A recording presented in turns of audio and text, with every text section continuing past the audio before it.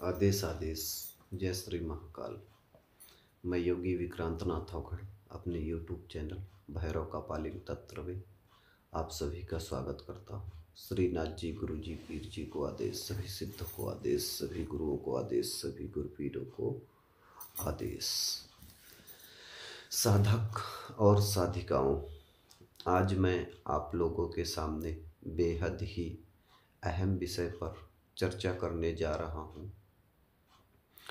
हम लोग जाप करते हैं, पूजा करते हैं, तप करते हैं, ध्यान करते हैं, बहुत सारी चीज़ें करते हैं।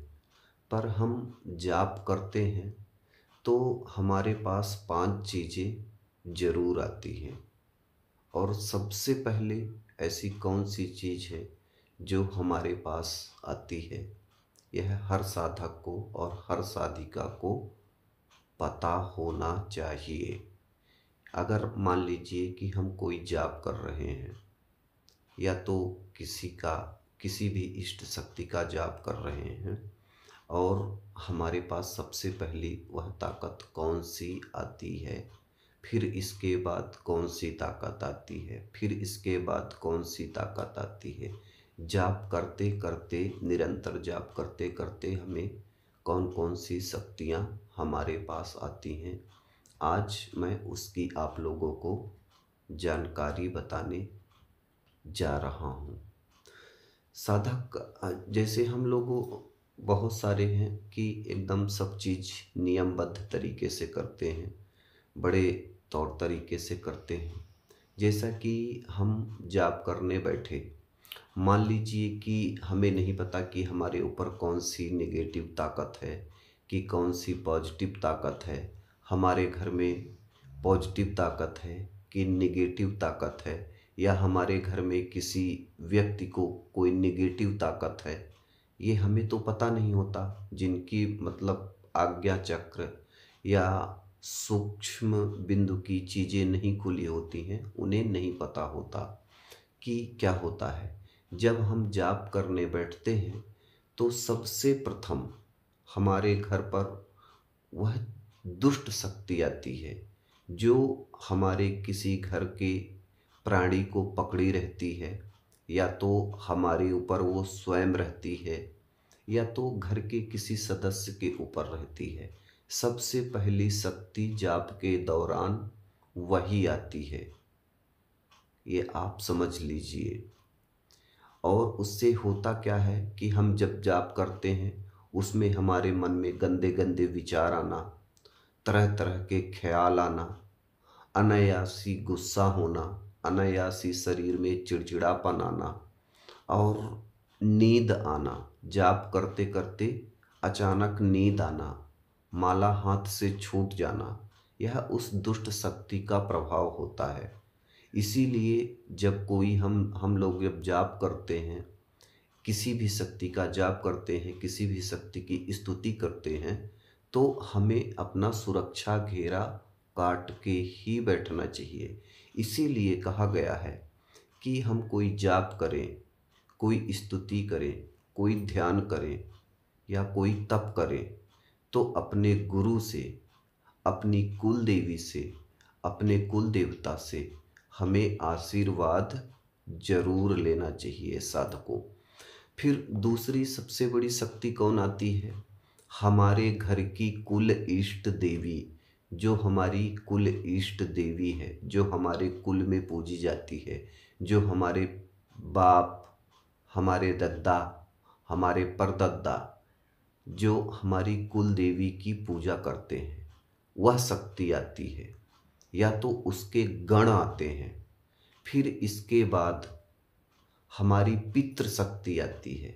फिर जिस शक्ति का हम जाप कर रहे हैं, स्तुति कर रहे हैं, ध्यान कर रहे हैं, जिसको हम निरंतर जाप कर रहे हैं, वह शक्ति पहले नहीं आती है, उसके गण आते हैं हमारी परीक्षा लेने के लिए, ताकि यह साधना अपनी पूरी ना कर सके। हमारी साधना में तरह तरह के विघ्न आने लगेंगे।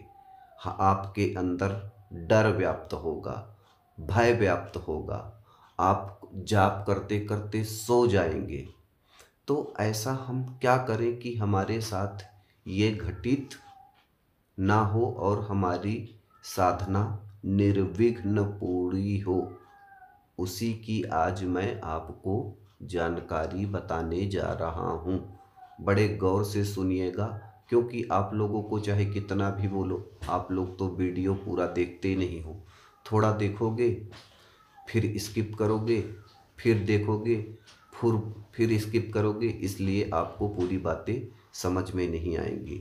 इसलिए आपसे विनम्र आग्रह है कि इस वीडियो को शुरू से लास्ट तक देखेंगे, तभी आपको कोई चीज़ समझ में आएगी। जैसे कि हम जाप करने बैठते हैं, तो जाप करने से पहले जैसे हम अपने आसन पर जाते हैं, तो अगर एक आसन मंत्र होता है, अगर आपको आसन मंत्र नहीं पता है तो अपने आसन को सबसे पहले आप प्रणाम करिए। प्रणाम करने के बाद फिर आपको अपने गुरु का ध्यान, गणपति का ध्यान, अपनी कुल देवी का ध्यान, अपने कुल देवता का ध्यान, अपने माता पिता का ध्यान, अपनी समस्त इष्ट शक्तियों का ध्यान करिए। ध्यान करने के बाद आप अपने अपने जगह पर रिंगन मारिए, मतलब सुरक्षा घेरा खींचिए। आप सुरक्षा घेरा खींचेंगे तो जो आपके घर की निगेटिव ताकत है, जैसे हम घर में धूप जलाएंगे, मंत्रों का उच्चारण करेंगे, तो मंत्र जो है जैसे एक मोबाइल की फ्रीक्वेंसी नेटवर्क, जैसे जैसे हम किसी भी चीज़ का जाप करेंगे, तो अगर हमारे घर में कोई निगेटिव ऊर्जा होगी, उसे वह दिक्कत होने लगेगी, वह फटफटाने लगेगी, उसको घबराहट होने लगेगी, तो वह आपके ऊपर अटैक करती है। फिर दूसरी होती है हमारी पितृ शक्तियाँ। जैसे हमने कभी पितरों की सेवा नहीं की है और हम साधना पे बैठ गए, तो हमारी पितृ शक्तियाँ भी हमें विचलित करती हैं, हमारे मन को भ्रमित करती हैं। जब हम जाप करते हैं और हमें निद्रा आने लगती है या हमारे हाथ से माला छूट जाती है, ये पितृ के कारण होता है।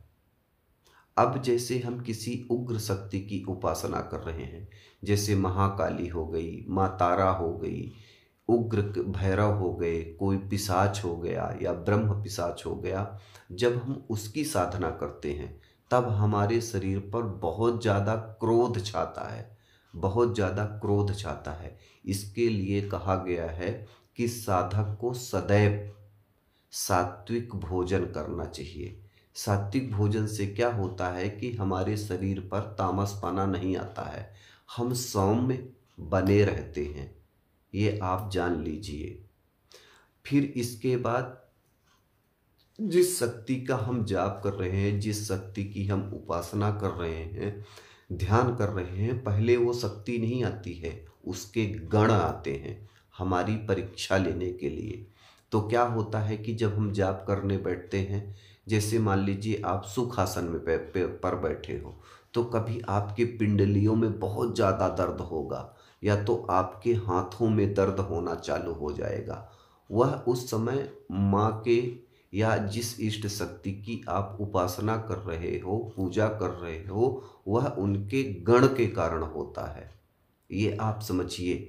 एकदम अपने दिमाग को संतुलित रखकर और एकाग्रचित्त होकर अपनी इष्ट शक्ति को बिगैर पलक झपकाए एकदम आपको माला अपनी करती रहनी है, टकटकी लगाकर, ताकि आपका ध्यान भी न भ्रमित हो और आपकी साधना निर्विघ्न पूरी हो।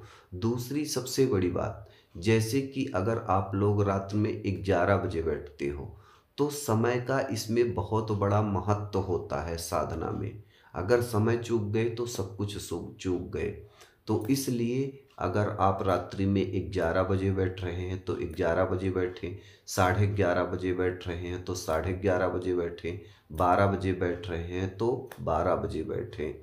साधना में बिल्कुल अपने समय पर साधना पर बैठिए और जितने मतलब आपको साधना का संकल्प लिया है, मान लीजिए 1.25 लाख का संकल्प लिया है, तो आपका जब तक 1.25 लाख पूरा ना हो तो अपने संकल्प को कभी अधूरा मत छोड़िए। उस मंत्र को, जिस भी किसी चीज को आप उठाते हो, नहीं तो उसका बहुत बड़ा हर्जाना भरना पड़ता है।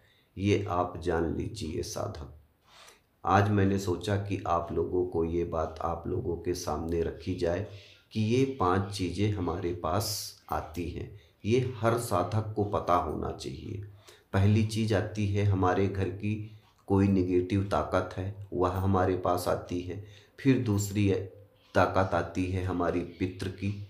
तीसरी ताकत आती है जिस इष्ट शक्ति की हम जाप स्तुति कर रहे हैं उनके गण आते हैं। फिर चौथी ताकत आती है हमारी इष्ट शक्ति, और 5वीं ताकत आती है हमारी कुल देवी की। ये आप समझ लीजिए।